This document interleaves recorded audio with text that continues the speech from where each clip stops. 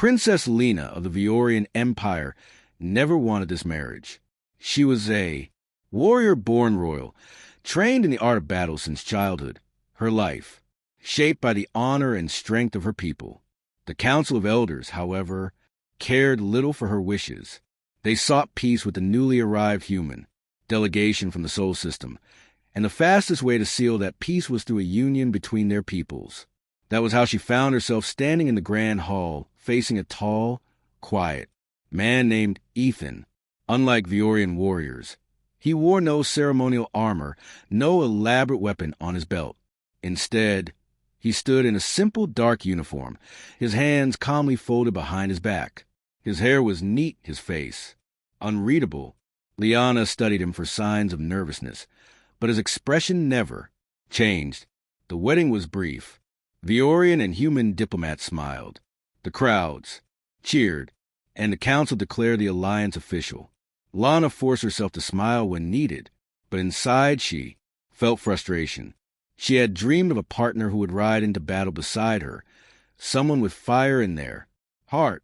Instead, she had married a man who looked like he belonged in a library, not a battlefield. Over the next few weeks, she learned little about Ethan.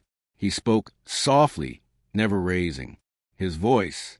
He asked polite questions about Valoran customs, but rarely spoke of himself. He did not join in sparring practice with the Royal Guard, nor did he boast about human achievements the way other alien diplomats often did. In the palace, whispers began. People called him the quiet human, sometimes with mockery, sometimes with pity. Lana was used to warriors who spoke with their actions, but Ethan's lack of interest in even watching the guard drills puzzled her.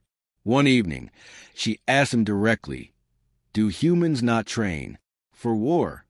He looked at her calmly and said, "We do, but not all battles are fought in the open." It was an answer that left her more curious than before. The galaxy saw humans as adaptable, traders, clever negotiators, and skilled scientists, but not warriors. Their history of wars was known, but those days were considered long past. Valorans believed that while humans were useful allies, they were physically weaker and too fragile for serious combat. Liana accepted that as truth until the first sign of danger appeared. It began with a message from the Outer Rim.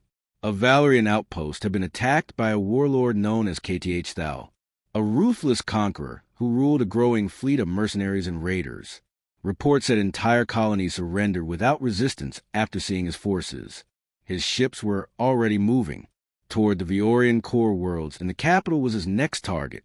The palace went into high alert. Soldiers patrolled every corridor. Weapons were armed in the skies above the capital filled with defense craft. Council members argued over strategies, but the news was grim. Karnthal's fleet was massive, and his ground troops were equally deadly. Lana prepared herself for battle. She put on her armor, polished her energy spear, and drilled with the guards until her muscles ached.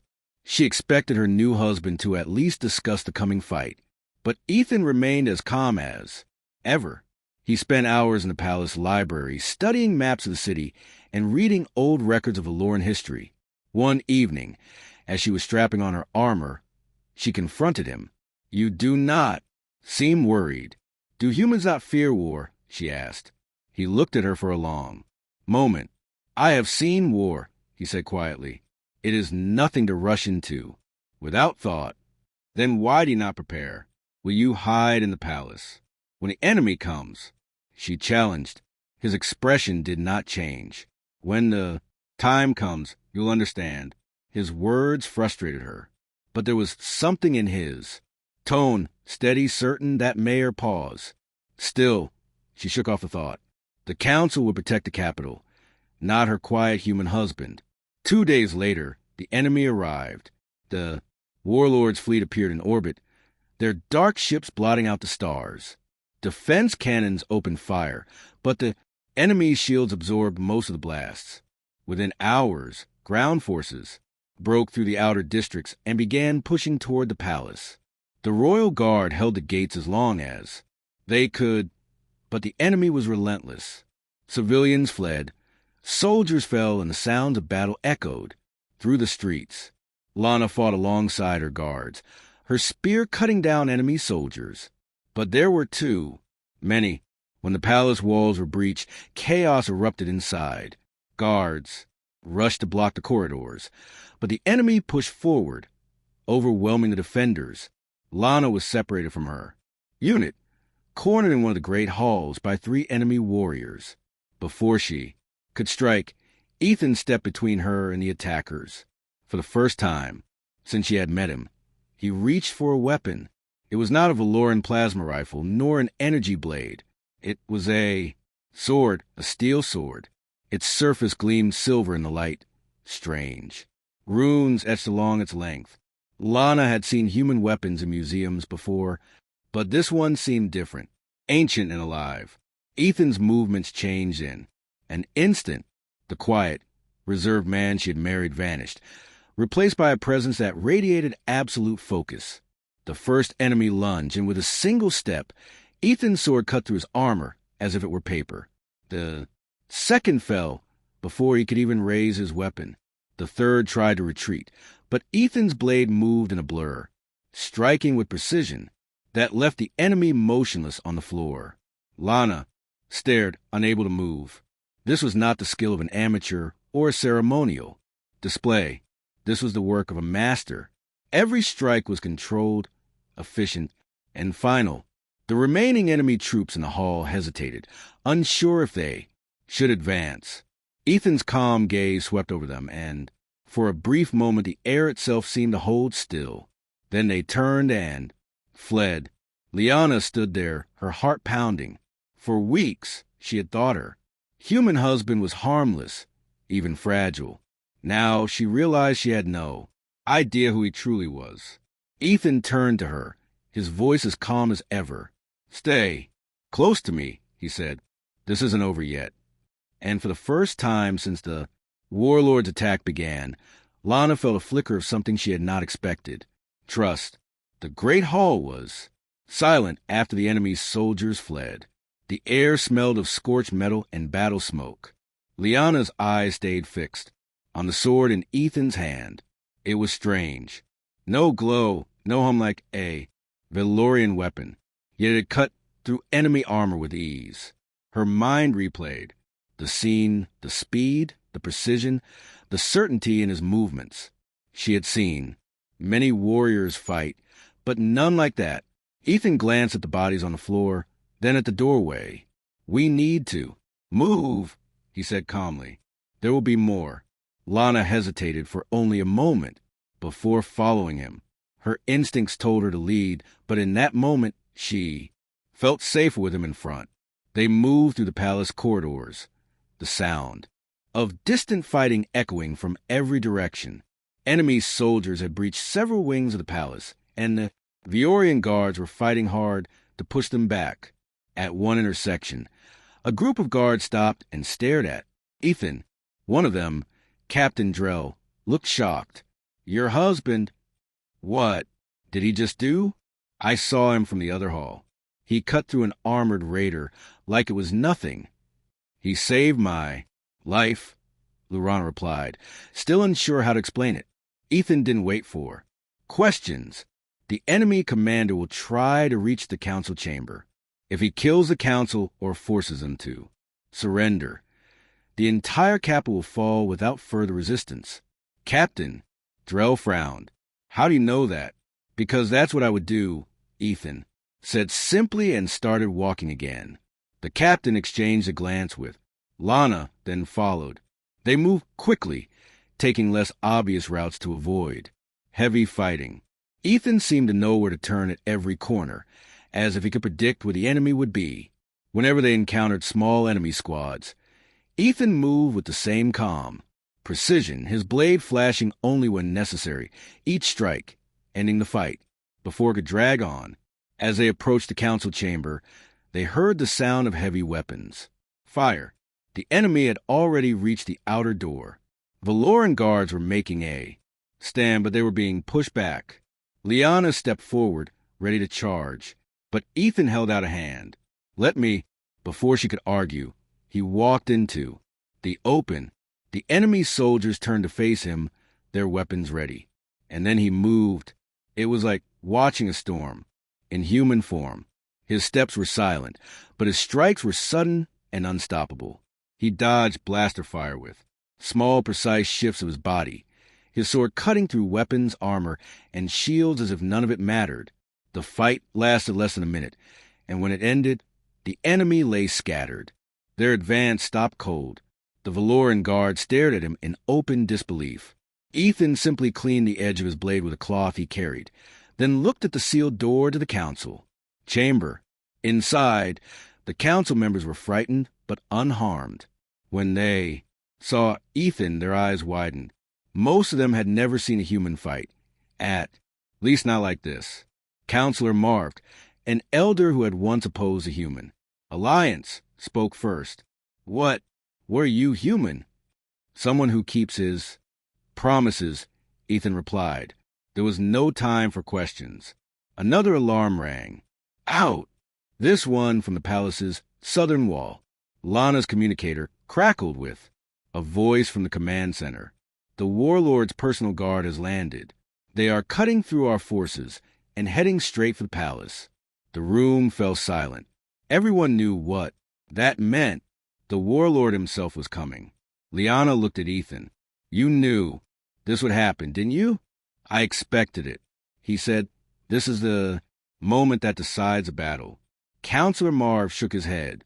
Our forces are already stretched thin. We can't hold him. Ethan sheathed his sword, his movements unhurried. Then we make sure he never reaches the council. Lorana stepped forward. I'm going with you. He met her gaze for a long moment, then nodded. Stay close. Learn fast. They left the council chamber and moved toward the southern wall. Along the way, Ethan began giving her quick, sharp instructions, not about sword techniques, but about movement, timing, and reading an opponent. Don't chase the first opening, you see. Wait for the one they can defend, he said as they ran. When they reached the wall, the battle was raging. Enemy troops were pushing hard, and Valoran defenses were breaking. At the center of the chaos stood Karthal himself, a massive alien in black armor, wielding a plasma axe. His presence was enough to make most soldiers hesitate. Liana felt a jolt of fear, but Ethan walked toward the warlord as if approaching an old acquaintance. Karthal noticed him and laughed. A deep, harsh sound, a human. They send a quiet little man to stop me. Ethan didn't answer. Instead, he drew his sword again. The silver blade caught. The light. The runes along its length seeming to darken. The warlord's grin faded slightly. That weapon? I've heard of it. Then you know what happens next? Ethan said, softly. The warlord roared and charged, his axe swinging in a deadly arc. Ethan sidestepped, his blade moving with surgical precision. Sparks flew as steel met plasma. The clash sending shock. Waves through the air. Lana could barely follow their movements. Both fighters were fast, each strike and counterstrike carrying the weight of experience. But Ethan was not just fighting. He was controlling the pace, forcing the warlord into smaller, more desperate attacks. Finally, with a sharp twist and a movement so fast Liana almost missed it, Ethan disarmed Karthal. The axe clattered to ground, and Ethan's blade rested at the warlord's throat. The battlefield went silent. Leave, Ethan said, his voice calm but unshakable. Take what's left of your men and go. If you return, you won't leave again. The warlord stared at him, then at the soldiers around them. Slowly, he stepped back, motioning for his forces to retreat. Within minutes, the enemy was pulling out their ships, lifting into the sky.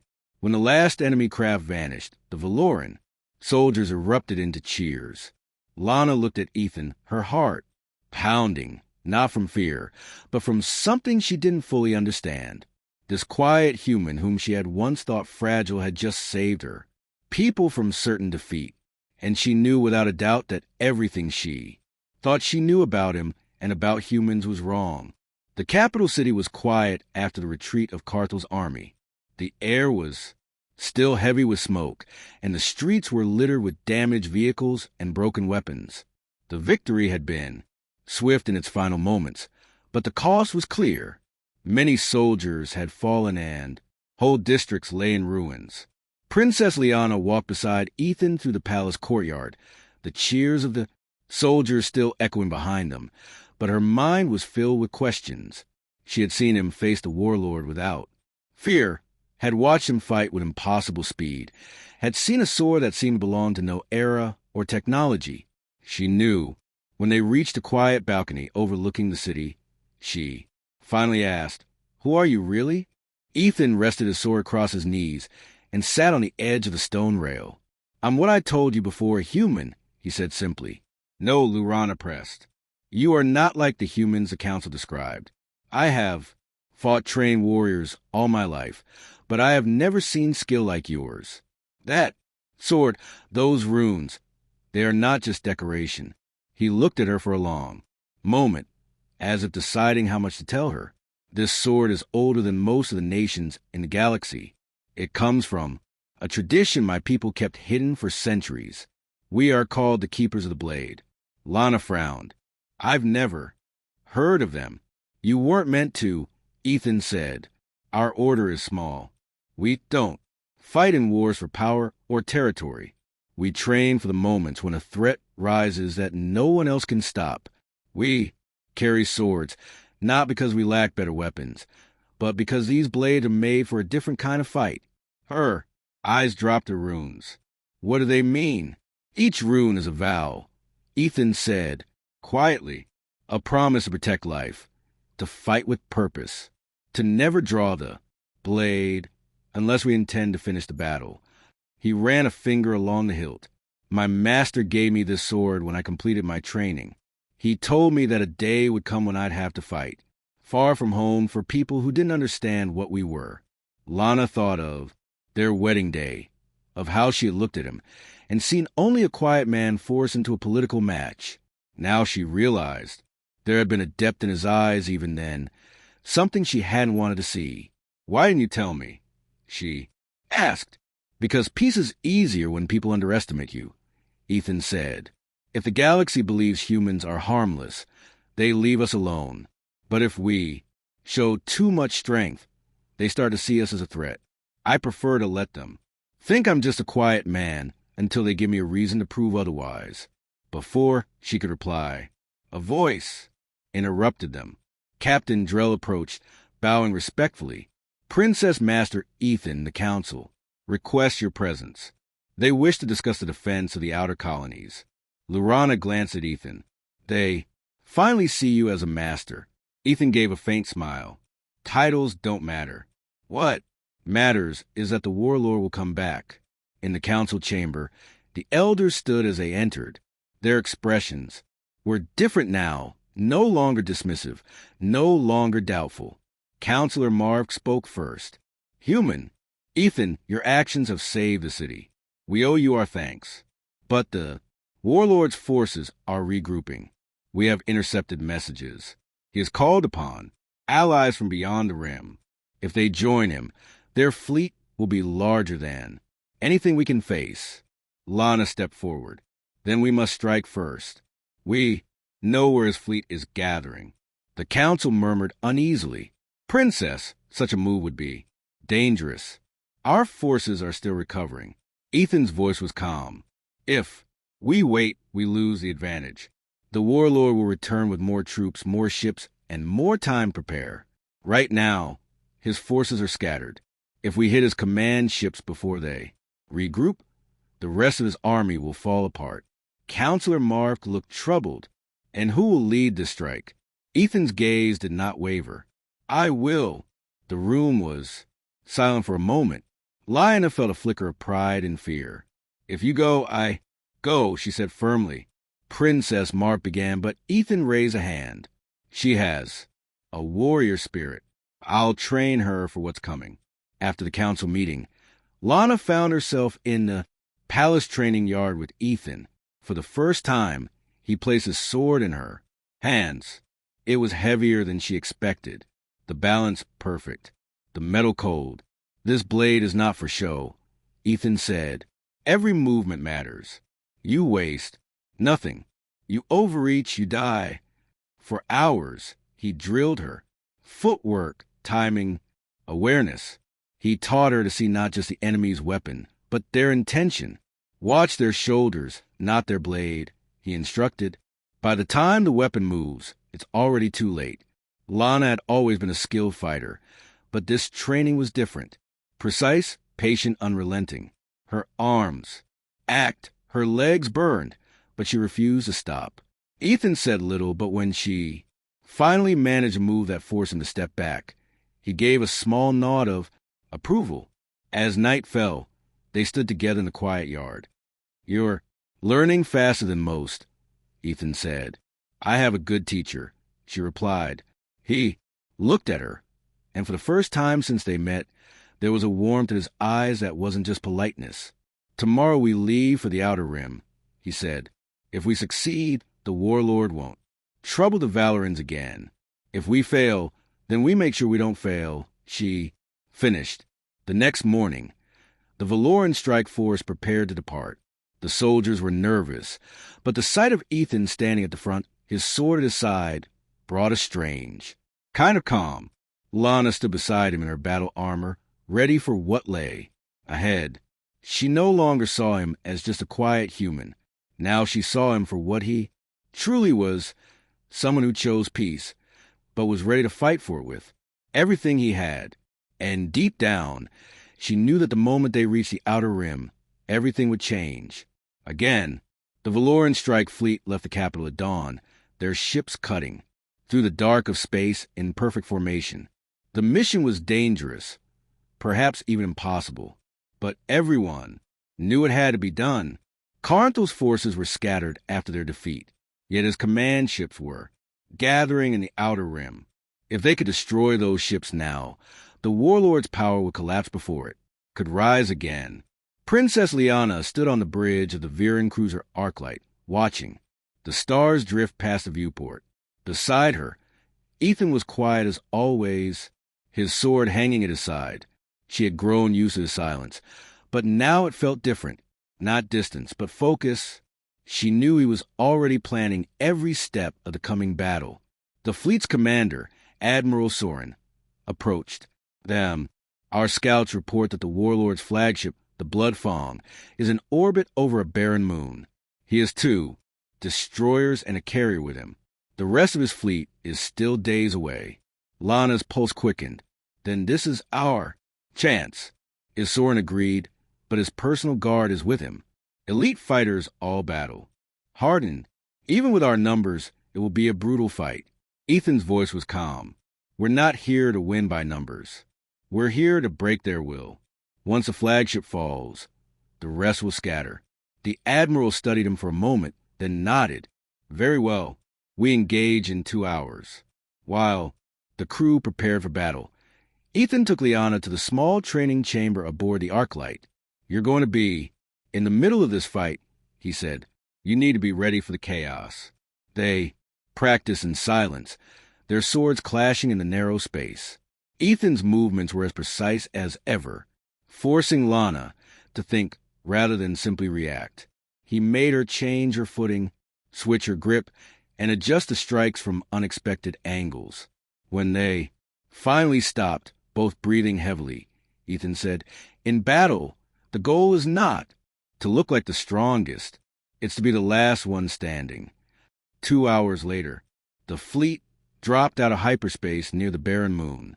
The warlord's ships were already visible, dark shapes, against a pale surface, their weapon ports glowing faintly. All ships open. Fire, Admiral Soren commanded. The void erupted with light as plasma bolts, and missile trails strayed between the fleets. The Arclight shuddered under the impact of return fire, but the Valoran vessels held their formation. Smaller fighters darted between the capital ships, engaging the enemy's escort craft. On the Bloodfang, Carnthal watched the battle from his command chair. So the Valorans send their princess to die, he growled. And the human, yes, I have not forgotten him. In the midst of the chaos, Ethan stood on the bridge of the Arclight and studied the tactical display. "There," he said, pointing to a gap in the enemy's formation. "If we break through there, we can board the flagship before their carrier can reinforce it." The admiral didn't hesitate. Helmsman, plot the course. Prepare the boarding teams. Lionel's heart pounded as the arc light dove into the opening. Enemy fire streaking past them. The ship's shields flared. Alarm sounded. But the cruiser pushed through, ramming close to the Blood Fong. The boarding ramps extended, locking onto the enemy hull. "Let's go," Ethan said, drawing his sword. The moment they stepped onto Blood Fong, the fight turned personal. Enemy guards surged forward, weapons raised. Lorana's spear spun in her hands, striking with the force of her Valen training, while Ethan's blade cut with deadly precision. The corridors were tight, forcing the fight into brutal close quarters. Lana fought side by side with Ethan, and she began to see the rhythm in his movements, how he used every step, every strike to control the fight. She matched his timing, her spear covering the gaps in his defense, and together they cut a path through the warlord's guards. Finally, they reached the massive blast, doors to the command deck. The guards here were stronger, faster, and more disciplined. One nearly landed a blow on Lana, but Ethan intercepted it, his sword flashing as he disarmed the attacker in a single motion. When the last of the guards fell, Ethan looked at her. "Are you ready for what's on the other side?" She tightened her grip on her spear. "Yes." The door slid open, and Cardell stood waiting. He was not in full armor this time, only a chest plate and gauntlets, as if daring them to try. "So the quiet human comes again," he said with a sneer. "You embarrassed me once. It will not happen twice." Ethan stepped forward, his voice steady. "This ends today." The warlord charged, his weapon swinging with crushing force. The A deck shook under each strike. Ethan met him heat-in, their weapons clashing in sparks. And still, Lana joined the fight, striking from the side, forcing the warlord to divide his attention. But Carnthal was strong, stronger than anyone Lana had ever faced. He fought with the desperation of a man who knew his empire was slipping away. Then Ethan's voice cut through the noise. "Lana." Now she understood instantly. Fainting left, she drove her spear low, forcing the warlord to shift his stance. In that opening, Ethan's blade flashed upward, knocking the weapon from Carnthal's hands. The sword stopped inches from the warlord's throat. The command deck was silent. "Call off your fleet," Ethan said quietly. "Or this ends here." Carnthal's eyes burned with rage, but he saw the truth in Ethan's gaze. Slowly, he raised his communicator. All forces withdraw. Within minutes, the enemy ships began pulling away from the moon, jumping into hyperspace. The Valoran fleet held position, watching until the last hostile signal vanished. Back on the Ark, light, the crew erupted in celebration. Lana stood beside Ethan, her heart still, racing. She had fought beside many warriors, but none like him. As they looked out at the stars, Ethan spoke softly. "It's not over. There will always be another warlord, another threat. But today, we bought peace." Lorena turned to him, "And we bought it together." For a moment, he allowed himself a faint smile. Yes, together, the Valorian fleet returned to the capital with the kind of welcome reserved for legends. Streets were lined with citizens, flags waved from towers, and the sound of celebration echoed through every district. For the first time in years, the people felt safe. Princess Lana stood on the balcony of the palace, looking out over the crowd. Beside her, Ethan remained as calm as always, his sword sheathed at his side. It still amazed her that this quiet human, the man so many had dismissed, was now the hero of an entire empire. But not everyone celebrated without caution. In the council chamber, debates were already beginning. "The humans are not what we thought," Counselor Mark said to the gathered leaders. "We underestimated them, and that nearly cost us. If one human can fight like this, What could their people do if provoked? Some counselors nodded, uneasy. At the thought, others saw opportunity. Perhaps it is time we reconsider our alliances. Another said, if they have warriors like Ethan, the humans could be a powerful partner in the defense of the galaxy. Lena listened in silence until one counselor asked her directly, Princess, what do you know of your husband's abilities? She met their gaze without hesitation. I know that without him the capital would have fallen. I know that he fights only when necessary, and that he values peace above glory. If you are wise, you will see that as strength, not danger. The council fell quiet at her words. Later she found Ethan in the palace, Garden sitting under the shade of an ancient tree. He was cleaning his sword, the runes on the blade catching the soft light. The council doesn't know what to make of you, she said. He didn't look up. That's fine. I don't need them to understand me. I just need them to leave my people alone. But you've shown them that humans are not weak, she said. Word will spread. Other worlds will hear what happened. It will change how the galaxy sees you. He paused for a moment before answering. That's what worries me. The more they see, the more they'll want to test us. Peace can vanish fast when fear takes root. Lana sat beside him. Then maybe the answer is not to hide your strength, but to use it carefully. Show them that humans are allies worth keeping. Ethan gave her a thoughtful look. And what do you think the galaxy will make of a Valian princess fighting beside a human with an old sword? She smiled faintly. I think they'll remember it for a long time.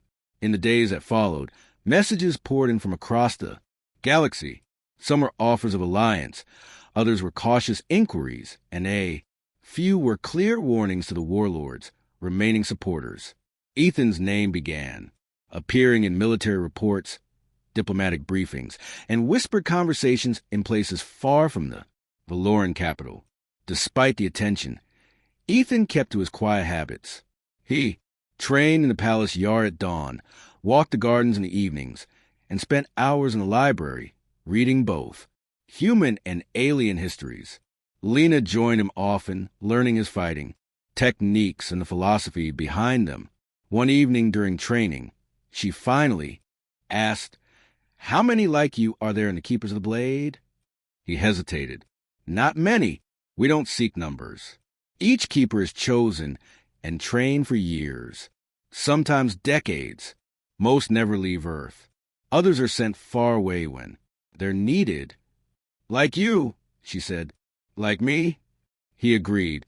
My master told me that if I traveled far enough, I'd find a place where my skill would matter most.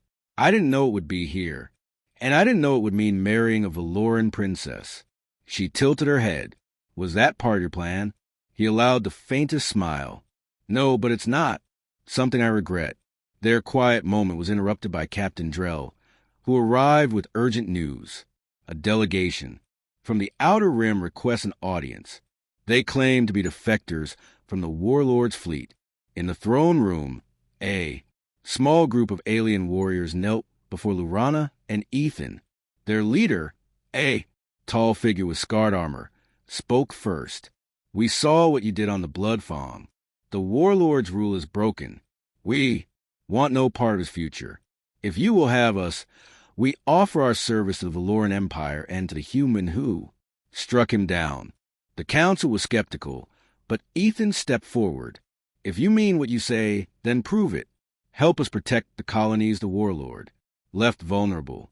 Fight for the people, not for conquest. The leader nodded. We will. This small alliance marked the beginning of something larger. Soon other groups followed, choosing to stand with the Valens and by extension with the humans.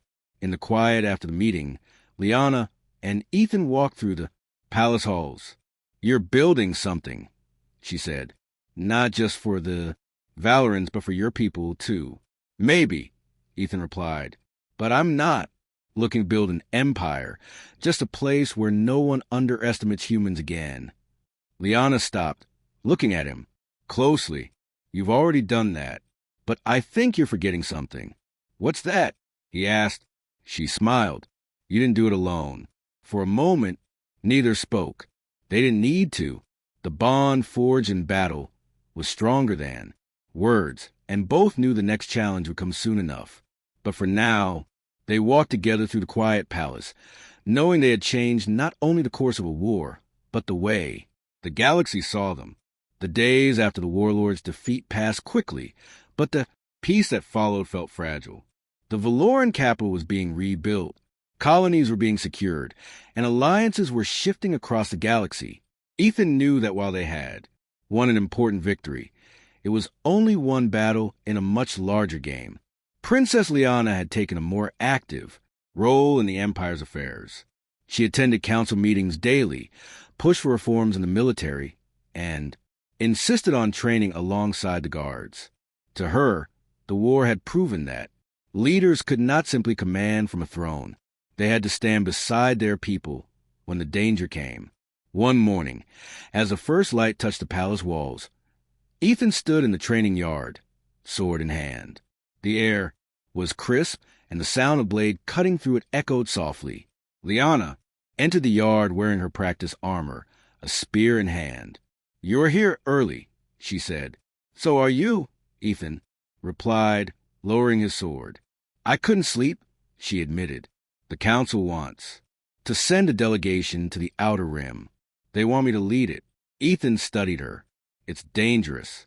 If the warlords' allies regroup, you'll be a target." "I know," she said, stepping forward. "That's why I want you with me." He gave a small nod. "Then I'll come." Their training that morning was quieter than usual. Neither spoke much, but each knew what the other was thinking.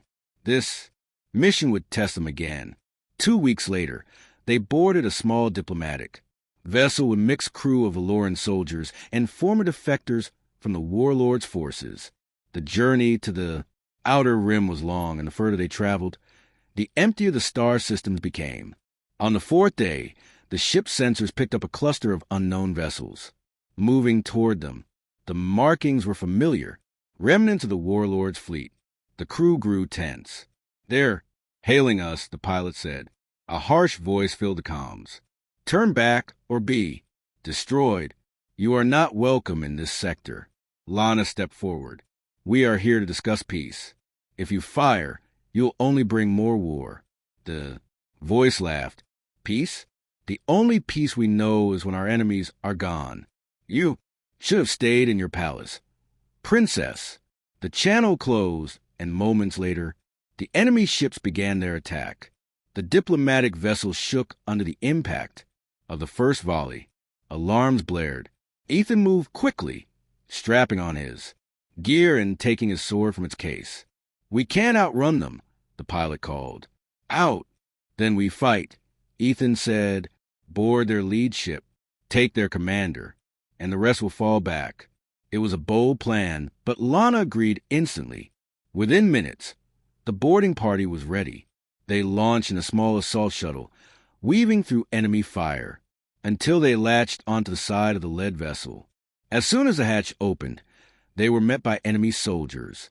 The narrow corridors became a blur of movement, Lana's spear striking with precision, Ethan's sword cutting through armor and weapons alike. The enemy fought hard, but the sight of the quiet human moving like a storm broke their confidence. They pushed forward until they reached the bridge. The enemy commander, a massive alien with scaled skin, stepped forward, a plasma staff in hand. "You're the human," he growled. "The one who shamed Karnthal." "If you know who I am," Ethan said calmly, "then you know how this ends." The fight was short and decisive. The commander struck with heavy sweeping blows, but Ethan's speed was unmatched. Every movement was precise, each strike deliberate. Within moments, the staff was on the ground and the commander was kneeling in defeat. With their leader captured, the enemy ships broke formation and fled into the void. The mission continued without further attack, and the delegation arrived at the Outer Rim base safely. Over the next several days, Ethan and Lurana negotiated with leaders from worlds that had once served the warlord. Some were hostile at first, unwilling to trust a Viren empire, but word of the boarding battle spread quickly. The story of the quiet human who fought without fear became a powerful message. On the final night of the talks, the leaders signed an agreement to remain neutral in the conflicts ahead, promising to protect their own worlds and avoid joining any hostile fleet. As the delegation prepared to return home, one of the Outer Rim leaders approached Ethan privately. "You're different from the others," he said. "You fight, but not for power. That's why they follow. I fight, so they don't have to," Ethan replied. When they arrived back at the capital, the council received them with cautious approval. The mission had succeeded, and the Outer Rim worlds were no longer an immediate threat. That evening, Lana and Ethan walked through the quiet gardens. The stars shone bright above them, and the sound of the city's celebrations drifted on the breeze. "You've changed things," Lurana said, softly, "not just here, but across the galaxy." "Maybe," Ethan said, "but change doesn't last unless people are willing to protect it." She stopped and looked at him. "And you'll keep protecting it." "As long as I can," he replied. There was a long silence between them, but it was comfortable. They had faced battles, danger, and doubt together. They had seen the worst of their enemies and the best of each other. Finally, Lana smiled. "The galaxy will remember you, Ethan, the quiet human with the sword." He gave her a small smile in return. "And they'll remember the Valoran princess who fought beside him." They stood there for a while, side by side under the stars, knowing that whatever came next, they would face it together. And somewhere far beyond the capital, whispers of their story were already spreading, of a quiet man who carried an ancient blade and a warrior princess who chose to trust him. The galaxy would never see humans the same way again.